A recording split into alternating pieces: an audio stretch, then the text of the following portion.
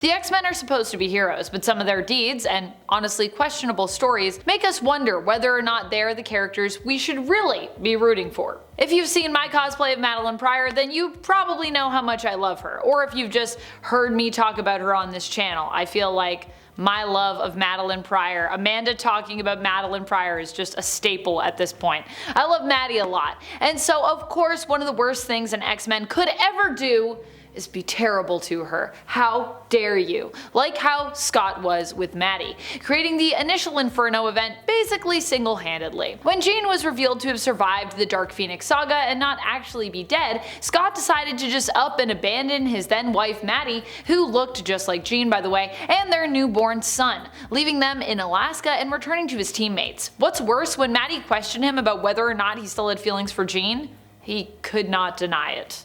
Yikes. Is this one of the worst moments that Scott has ever had? Let me know in the comments what some of your favorite awful Scott Summers moments are. There's so many, honestly. I love you, Scott, but sometimes Sentinels are bad. All mutants should know this, but apparently at some point in her character's history, Emma Frost forgot about that. Though to be fair, this point isn't just about Emma and her doing something awful as an X-Men, it's also kind of just about this overall event and how it was executed and how some of it was written.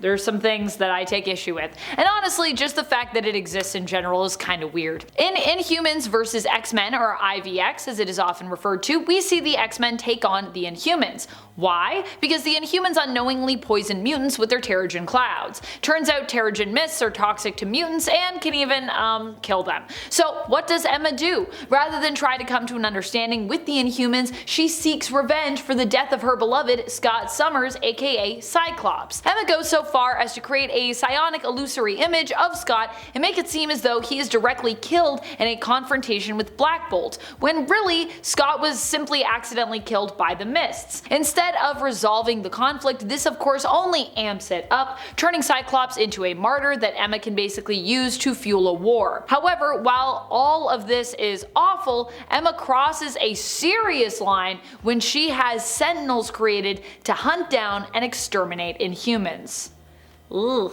Cyclops' powers are weird, and maybe one of the worst things to happen to him in terms of design was when we tried to explain them, making them, honestly, somehow even weirder. Most people would likely assume that Scott Summers has lasers for eyes, which might have been true if we hadn't gotten an in-depth explanation on how his powers work. Currently in the comics, Scott's optic blasts actually are tied to energy absorption and manipulation, with Scott absorbing radiant energy from all around him and it being channeled basically straight into or through his eyeballs. Although the rest of his body is somehow immune to its effects, with even his eyelids acting as a sufficient shield for this massive source of energy. One of my favorite moments actually in the animated show is when Rogue takes Scott's powers by giving him mouth to mouth, and then when she doesn't know how to control them and she's like, what do I do here? And Scott's like, just close your eyes. However, even before that was established, Cyclops' powers were actually explained as being portals to another dimension that was filled with unlimited energy. Yeah, that's apparently a thing that was defined for Cyclops' powers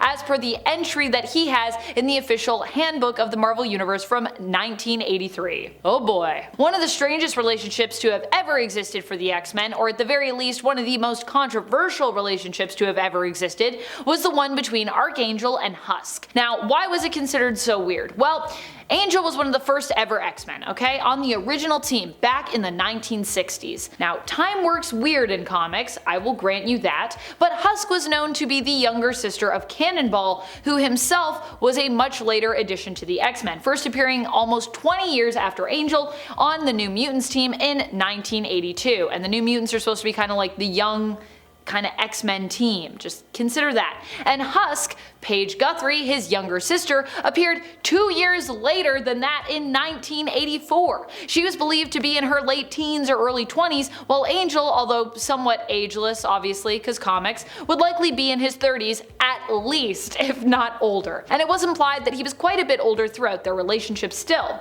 Add in the fact that these two got busy in the sky above the Guthrie family home, and yeah, I think you can see why this feels pretty problematic. And I know what you're gonna say. You're gonna say, Amanda, what about Wolverine? He's super old. Isn't all that weird?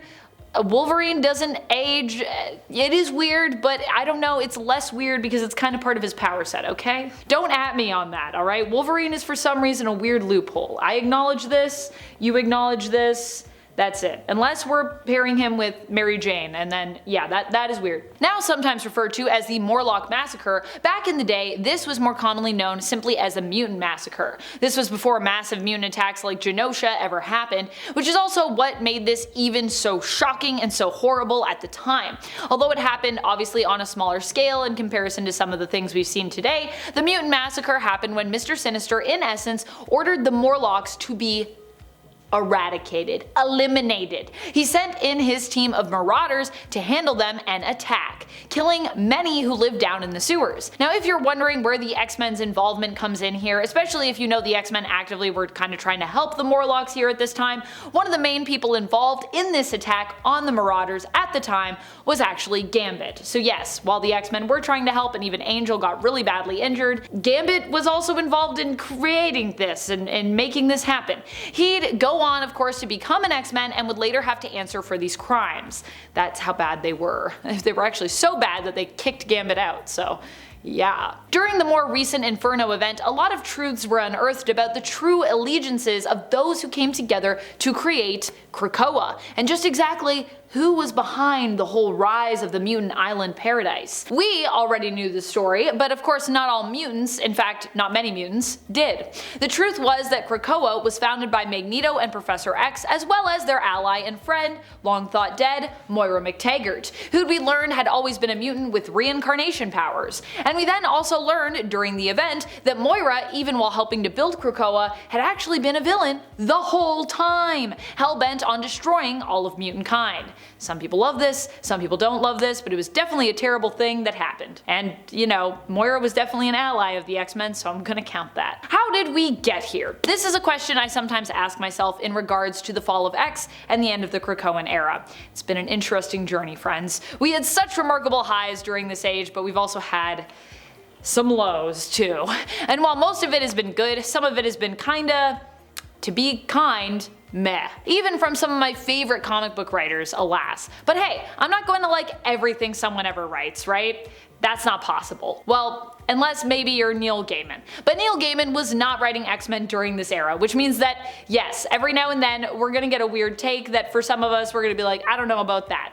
Case in point, the characterization of Nimrod recently, which some people have been taking issue with. Up to the modern day Inferno event, Nimrod was considered to be a terrifying villain in the comics. In that modern day Inferno, it took everything both Magneto and Charles had to take down this AI enemy, this AI powerhouse. And even then, they were only successful for about a second? More recently, Nimrod has been reduced to a sort of cackling villain in the wings, who is a big buffoonish kind of brute. Case in point when he got himself momentarily disabled by sap.